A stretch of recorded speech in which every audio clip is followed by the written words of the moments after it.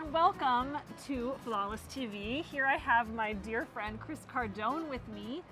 And before I get to introducing this superstar, I just want to say that we are on my New York City roof. Yes, the same roof where all this garden was created by these hands. And we have an incredible view of the World Trade Center. And it's a beautiful day. So we decided to come out for a little Flawless TV episode together. And we said, no matter how much noise and construction's going on, we're not going to let this beautiful sunny day get past us. That's right, that's right. And it's just like a little example and proof that we're really in New York City. True. True, it's true. So you might be guessing that Chris knows something about spirits and cocktails by what's in front of us, and it is true. Chris Cardone is the most incredible bartender I have ever met.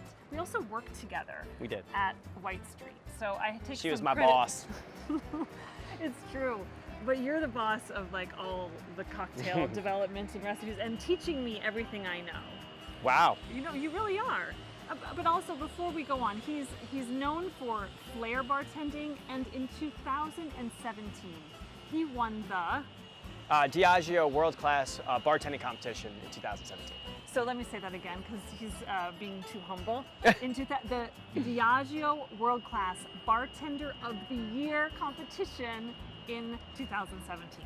So I'm so excited to have you here. I'm excited too. Thank you for inviting me. I know, and I'm really excited to dive into some cocktail making with my favorite spirit. I love agave spirits.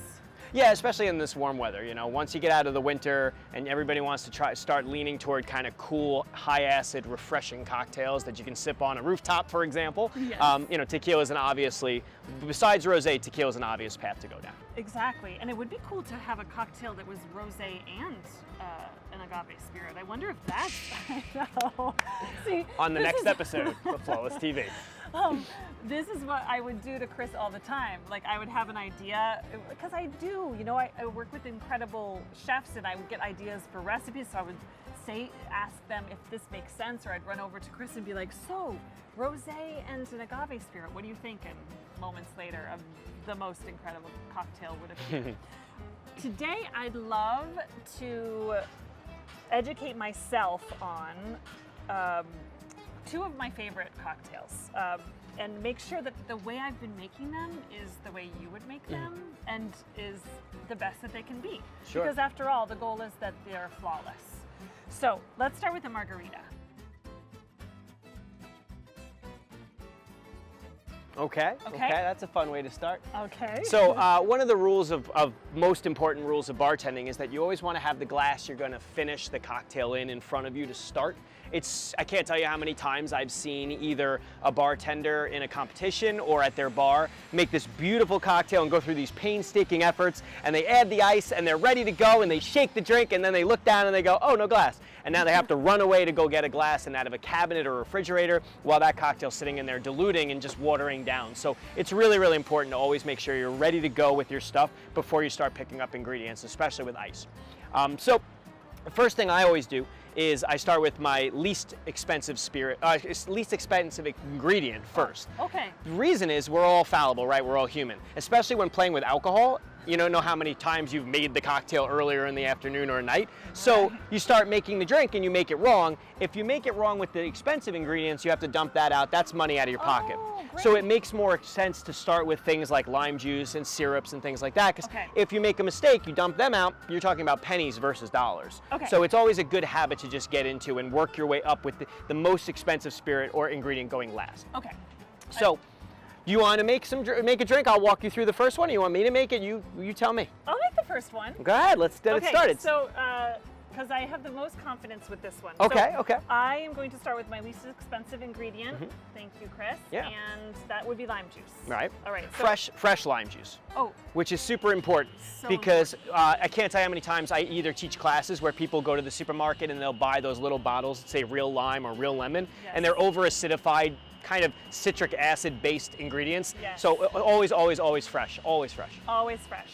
And wait, do I need to add ice before? No, see, that's the thing. You're putting room temperature ingredients in here, so ice goes last. The less time on ice, the less dilution in your cocktail. Oh, Okay, good. But dilution is really important, though. Dilution is important, but not over dilution. Okay, very good. So I'm going to do 3/4, Chris, of lime juice. Right. I'm fully with you. Okay, All good. right. Now, this is a dilution itself. It Okay. is agave syrup and water. I diluted it 50-50. Right. I'm also going to do 3/4 of this.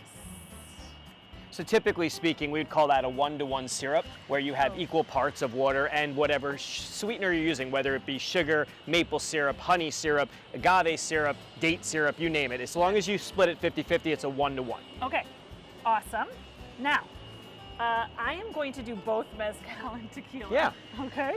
So I want a total of 2 ounces of spirit. So let's do a little less of the mezcal. And a 1/2 ounce I'll do of mezcal. Okay, it was a little bit more. That's okay. Okay. No one's judging. And we'll do 1.5 of tequila. That's spot on. That's Great. what we call black line. Thank you. Great. So now we'll add our ice. Okay. And again, like I said, the reason is that you want to avoid adding ice too early, where all of that's sitting in there while you're building the cocktail, and you're losing that freshness. You're kind of adding too much water. Yes. So, and the other thing is, people always ask how much ice to add when you're shaking a drink. Yeah. The best thing to do is to add the ice to where it's over the liquid level. So as long as you're above that, you don't have to go all the way to the top. It's unnecessary. Okay. As long as you're above where that liquid is, you're done. You're good to go. Okay. All right, let's see you shake. You Let's know, see it. One time at Bond Street, I was interviewing bartenders, and I had a Japanese gentleman come in for the job. And he had trained for several years on Japanese bartending techniques, and he had a shake. And I said, well, please show me this very practiced shake. And he said, well, I haven't mastered it yet. I said, you've been studying for how many years? He said, 10. And I said, and you haven't mastered the shake? And it was something like this. It was like, Yeah, yeah, yeah. it was amazing. Yeah. But people take shaking really They seriously. do. They say a bartender shake is sort of like how you know, they're almost like kind of like an exhibit of their personality. Okay, how's Yeah. this? That's your personality. I mean, Okay, that's awesome. it. Well, and I have a Frosty. You do, and this is basically, a the good rule sign. is once it starts frosting up, you're good to go. Okay, excellent. So while you're doing that, you want to you want to salt your rim, or I you know, do. whatever. I want to salt my rim. Yeah.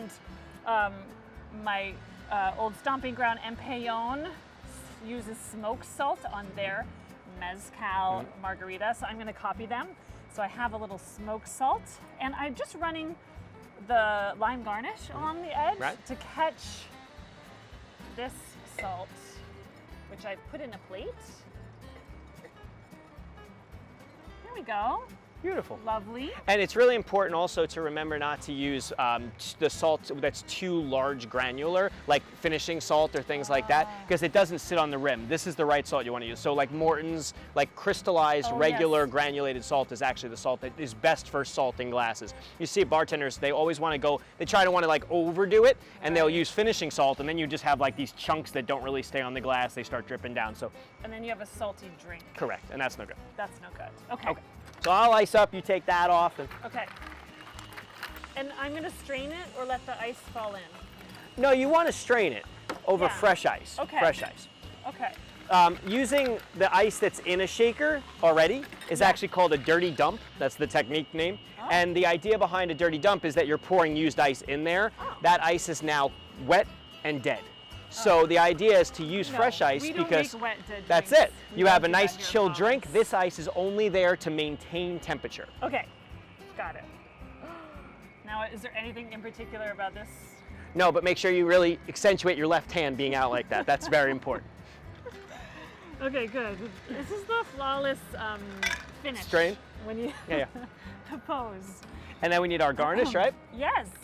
So something I learned a long time ago from a bartender, you may know Jim Meehan, who owns PDT. Oh, yes. Jim taught me one time at an event that you should always put the garnish at 2 o'clock to your guest. Okay. The reason is that you know, when we make our mint julep later, we'll be able to kind of talk about this more. But when you bring up a cocktail, the last thing you want is to put the garnish against your nose and it to be in your face. So at 2 o'clock to your guest allows them to get the aroma of the garnish, but not have it in their face, kind of like not being able to enjoy the cocktail the right way. So 2 o'clock. So if it's going to our camera, we'll go 2 o'clock to the camera, like. Okay. Oh yes, I see. Yeah. Lovely, but I want to drink this drink. Yes. Not the. No, so then we'll do let's this. do a taste test. Okay. Okay. Lovely. I also noticed that you didn't use Cointreau. Oh, well. So let's talk about this. So Okay. some people prefer not to, some people prefer to use Cointreau. I don't think we could improve on this. Oh, it's flawless? Yes, but you know, flawless is spelled wrong. It has an E in it. Okay, okay. Intentionally. Okay. Because in restaurants, it's when we make these mistakes, like forgetting to add the Cointreau, that we discover something even more incredible. Sure, sure. So this recipe is maybe a mistake because it's missing its Cointreau, or maybe it's just flawless. Right. It But makes I'm me think curious of that cocktail, the Negroni Spagliato, which is a famous Negroni, where the bartender accidentally put Prosecco instead of gin in the cocktail, and now a new classic was born, and it's been one of the more popular classics of the you know, the new century. So Stay tuned for the next episode on that recipe. All right, let's try it again.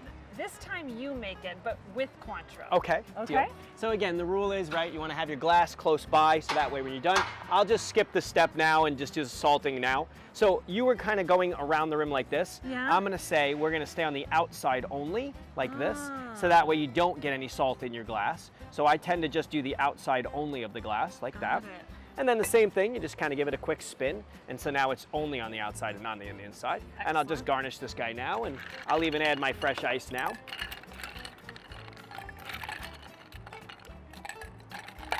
And then we'll make our drink. So we'll take our fresh lime juice, and we'll do 3/4 of an ounce of that. And then I'm with you with the agave. I'm gonna do only a 1/4 ounce on the agave Okay. because we're adding Cointreau.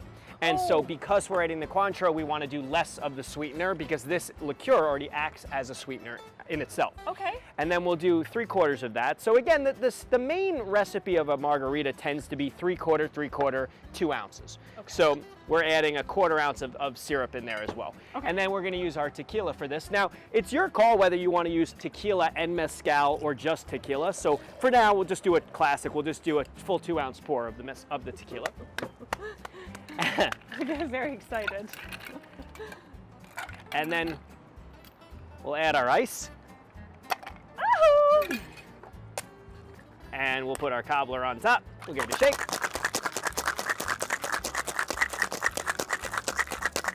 Yeah. And now we're ready to go. So That shake also reflected your personality. right? Yeah, it really did. Oh, look how beautiful that is. The color is much nicer with yours. well, it's just a matter of using more or less agave. Okay. So yours has that agave tint to it, and mine has Ah. more of a clear cut color to it. But anyway, so that's that. So Lovely. Okay, see let me what you think. taste test. Yeah, see what you think. Ooh. So yours will have a little bit more rounder feel. It might be a little bit sweeter to the palate. This will be a little bit more crisp, higher acid, more bright. And the beauty of cocktails is that there is no right or wrong. It's Right. just like wine. It's what you like. So there's You no know, for today, for this beautiful weather, I like this one. well. You won, Chris Cardone, once again. Eh. Love. Oh, that's so great. Thank you. So it's obviously a perfect cocktail to have for Cinco de Mayo. Yes. But there's another May holiday. Yes, there is. There is. There is. It is National Paloma Day. So, Chris, how about it? How about we make a Paloma? Sure, sure. So Okay. a Paloma is also another really famous cocktail, the classic cocktail from Mexico. And there's a lot of different ways you can make this cocktail. So you can do it straight up, you can do it on the rocks. It really is a matter of preference. Again, you know, you think about where you are, right? And that kind of matters. So we're on a rooftop, we got the blazing sun on us. Maybe a cocktail that's up with some crushed ice will be really, really refreshing. So again, we're gonna take we're gonna make it in this in a shaker again. We're gonna do our lime juice again. Now with this one, we're gonna have two different forms of acid in there, being citrus juice, so we'll do a little bit less lime juice. We'll do Okay. a half an ounce of lime Half an ounce juice. of lime. And Got then, it. can you pass me the grapefruit juice? I sure can. So again, fresh pressed By me, grapefruit Chris. juice by you. I squeezed By that you. for you. And you squeezed it with love too. I did. So we're gonna do 3/4 of an ounce of that. So you Yes. notice we go a little bit higher on the acid level for this. So it's a half an ounce and a 3/4 ounce. So Oh, okay. there's quite a bit in there. Okay. And then we're gonna basically make our own version of a grapefruit soda. So we're gonna put grapefruit and soda together Okay. instead of buying maybe a grapefruit soda that has a lot of acid. You know, that old construction, I was just a reminder, folks, we are in New York City on a rooftop. We are. So again, by adding in that grapefruit and the soda together, it'll be a Yes. little bit more natural flavor versus that kind of sometimes over sweetened kind of fake tasting sodas that you Yes. can buy on the markets. Yes, So okay. with this one, we can do either tequila or mezcal. I prefer with a Paloma, I prefer just straight tequila. I agree. Because mezcal can tend to be a little bit more of like a sledgehammer and can Sure. overtake a cocktail. Sure. And this cocktail has a little bit more balance and nuance to it. So we'll do a full 2/4 ounce of our tequila in there. And then if you notice I didn't put the club soda in yet, I'm gonna wait on that. So we're gonna add ice to this. And this ice is gonna be simply for shaking our drink. So we'll put our cobbler on top. Okay. We'll put our cap on top. Okay. And again, we'll just give it a nice good shake. And dance. And then, because this is going over crushed, we don't need to shake it as long. Okay. So I'm gonna add my crushed ice to this cocktail.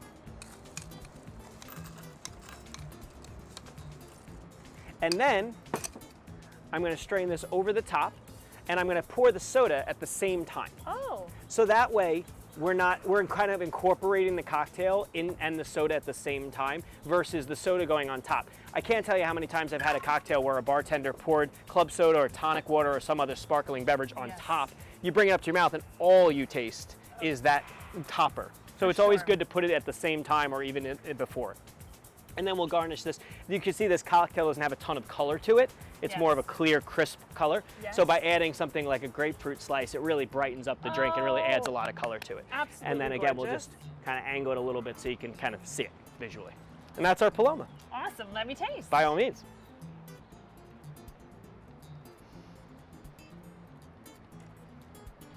Ooh, It's good. it is so good. It's really refreshing. Not too sweet at all, but you're right. The balance between it's more acidic, but it's lovely balance with the tequila. And you can add, again, it's to the beholder, right? So some Sure. people's palates lean a little bit more sweet. So you could have added a little bit of agave or simple syrup to that Yeah. to balance it out if you like a more sweet cocktail. Yeah. People that live below the Mason-Dixon line tend to be a little bit more sweet on their palates. New Sure. Yorkers tend to be a little bit more bitter on our palates. Yes. So for this is more of like a New York recipe. Yes. But some people will add a pinch of salt in there. Some Oh, people yeah. will add a little simple. And again, it's just a matter of flavor preference, that's all. I love it. I wouldn't change a thing. Beautiful.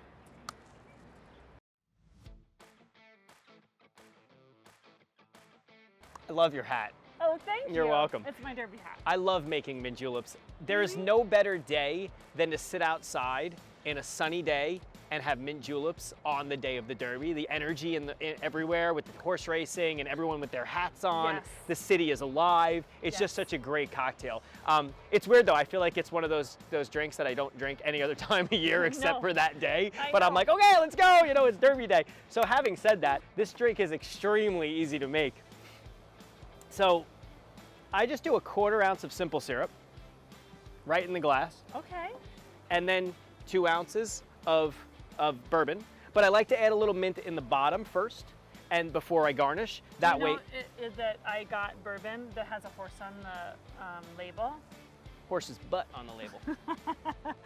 But isn't it cute? And look, she's not just a horse, she's a she-horse, a filly.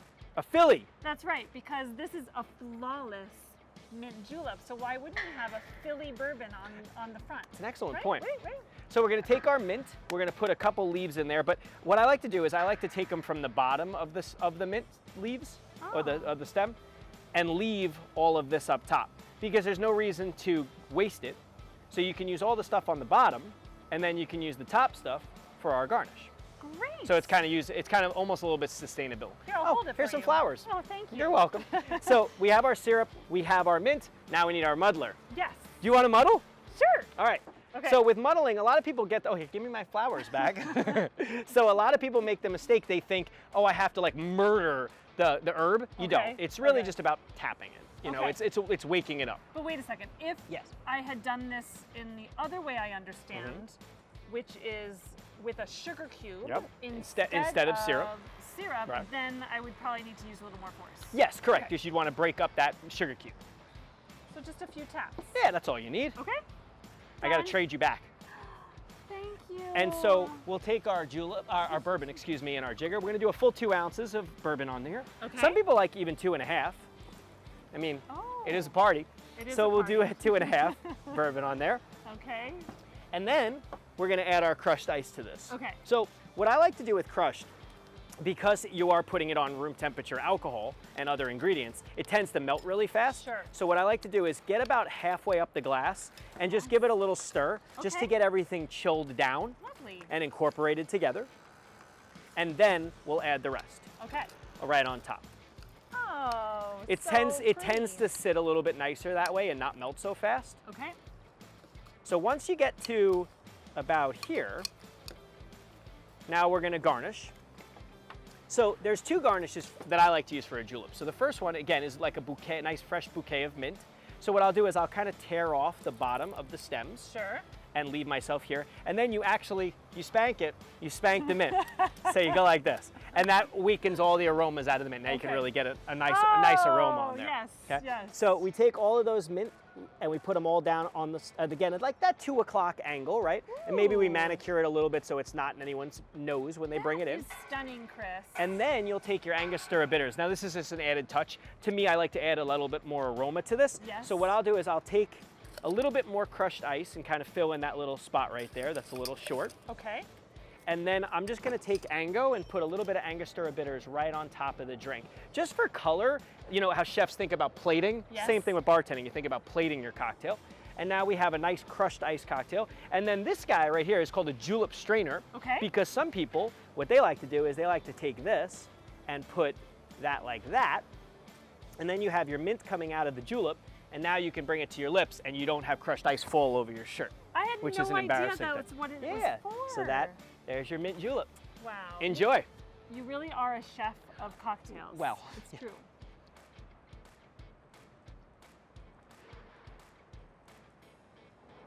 Flawless. It's so good. I love it. I think maybe it even tastes better because I have my hat on. Always, always. Yes, the attire does have an effect for sure. Thank you. Wow, You're very welcome. Absolutely gorgeous. Cheers, enjoy. Cheers.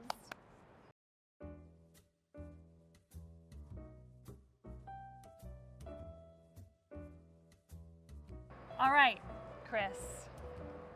One of my favorite drinks, actually my first real kind of grown-up drink. I was in college and I went to this jazz club and I was listening to an incredible 3-piece at Cornell University.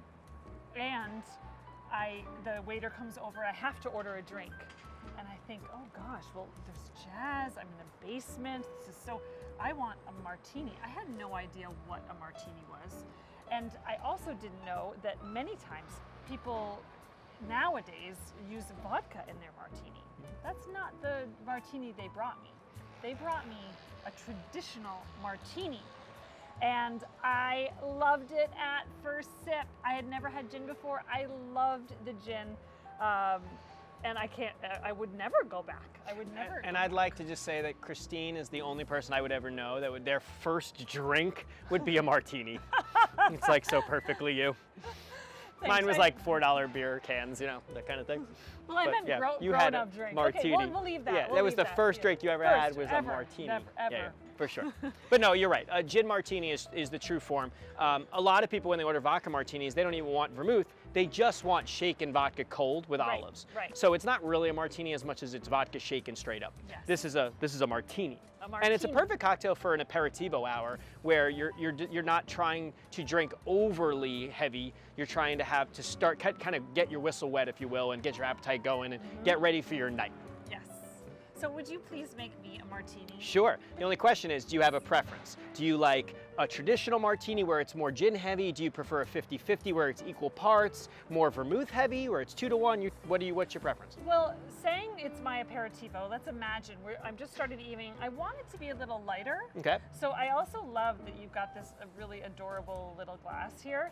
I'm going to say 50-50. Yeah. So the Negroni is also important for an aperitivo hour because you harken back to the days of the 1980s steakhouse where you had those monster V martinis where you'd have 8 ounces of alcohol, and by the time you were done with a quarter of it, you had a room temperature gin drink, which you just really couldn't drink. No. And so Negronis are beautiful because by the time you get to the bottom, they're still cold. And you're not getting, again, that huge steakhouse martini, which this is more in style, it's more in vogue, and it's probably the more proper amount of alcohol for your cocktail too.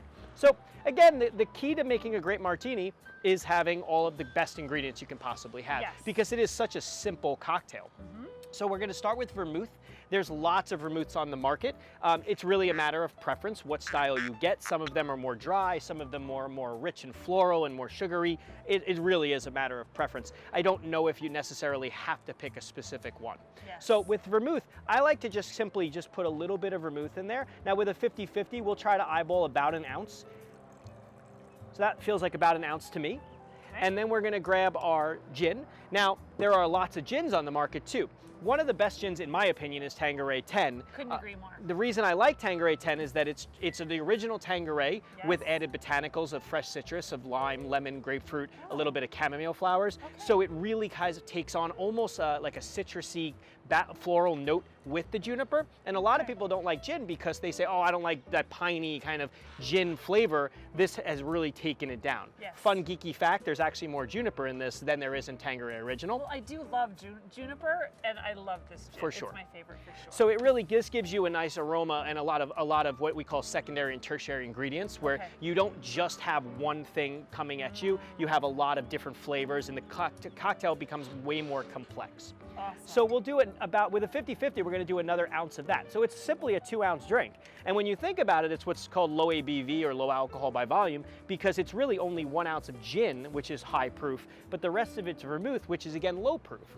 So the cocktail isn't something that's supposed to just, crack you over the head. It's supposed to be something you can sip and enjoy. Wonderful. So we'll add our ice to our cocktail. Second use of a julep strainer is when you're outside on a rooftop and the sun's beating on your ice. You use the julep because it's perforated, so all the water falls out and all you get is ice. Versus an ice scoop where you scoop it and you dump it in there and half of it's ice water in there. Yes, or tongs where I'm constantly dropping and it takes you forever to get it in there, right. So now we'll add our spoon. You want to give it a stir? Yes! But this is some serious stuff. Ooh, you're showing off right now. You're doing really good. Well, yeah, I did have you to learn from. I wanted to test you and see if you still remembered to stir. Am I doing it well? You're doing it perfect.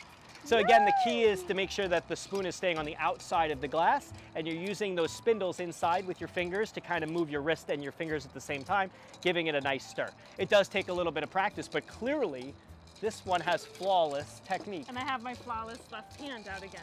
Well, always, always. All right. So what I do like to do is I like to take my hand, keep it on the side, and when I feel like the drink's getting ice cold, that's when I'll know to stop stirring. It feels pretty darn ice cold. Looks pretty good to me. Okay. And now we'll take our Hawthorne strainer, put it right on top, and strain it out. Okay. So pretty. And then we'll garnish it with an olive. Some people like a lemon twist, whatever your preference. Some people say both, and it's called Oliver twist. Oh, that's cute. Doo-doo. But not an onion? Onion would be a different cocktail called a Gibson. Oh, right. Right. And so is it'd be that with gin too? It is. It's the same exact cocktail. Take the olive out, put the onion in, you got a new cocktail. Really? Mm-hmm. Okay.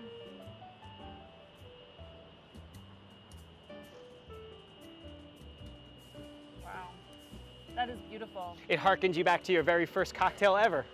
In a jazz club. Jazz club, Cornell University basement, Ithaca, New York. Cheers. Oh, it's so good. We'll need about 15, 20 minutes. Yeah, it's low ABV, right? So I can just keep on sipping. Love. Thanks, Chris. You're very welcome.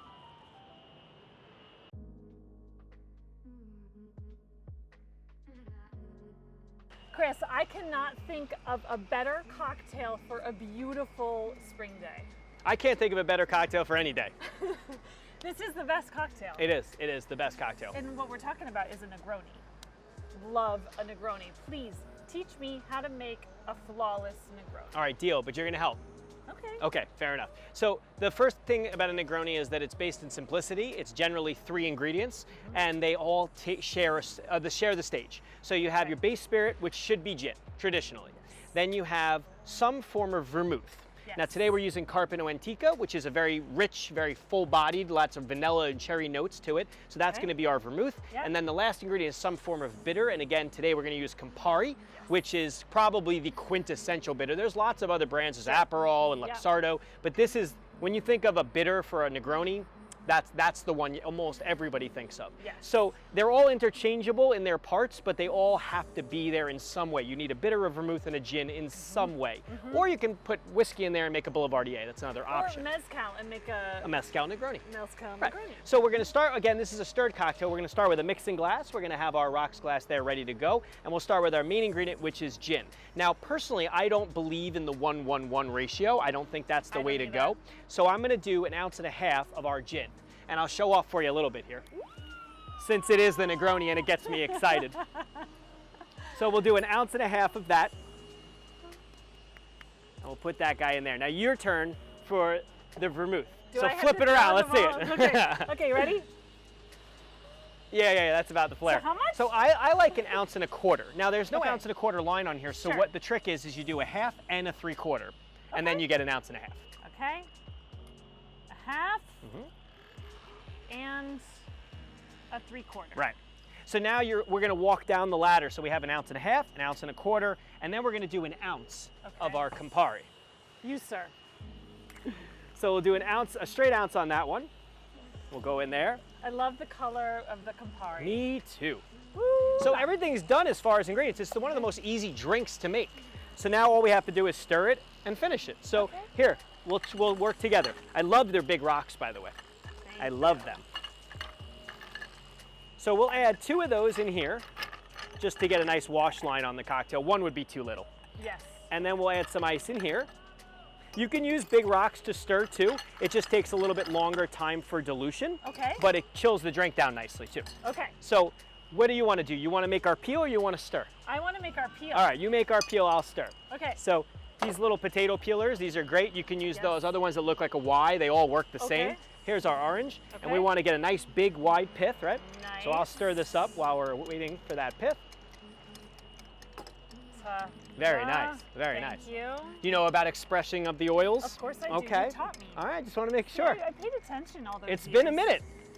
We've both been in the hospitality industry for 20 years. But the best years were with Chris. It was fun. It was fun. Okay. All right, so we're going to take our cocktail. We're going to put our strainer on top. We'll strain our drink out. Ooh la la. This drink won't go to the top because it's on a large rock versus small rocks, which will bring up the volume because they're space fillers. Yep. But that's okay. I think it looks beautiful, and there's something to rest our garnish on top. Garnish on. So you're going to take your fingers, you're going to hold it with your thumb and your middle finger and maybe even your pointer finger and put it over the top, pith side up so the white will be facing you, and you squeeze. And that's going to release all of those essential oils to fill up the aroma of the cocktail, and then you just drop it along the side. Like rub. Yeah, some people love to rub the glass all around, make it a whole show of it. And that's it. It's like I said, it's such a simple cocktail, but it's such a good one at the same time. Absolutely gorgeous. And then if that is in your way, we can just take it out. And we can substitute a little guy to fit in there, like that. Beautiful. That might not be so in your way of drinking. Oh, it's so good. I mean, summer in a glass.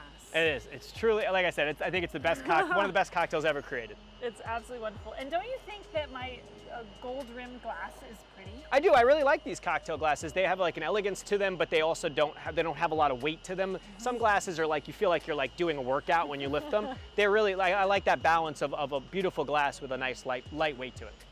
Lovely. Awesome. Thank you so much, Chris. Of course, my Cardone. pleasure. It was a pleasure to be here. Awesome. Cheers.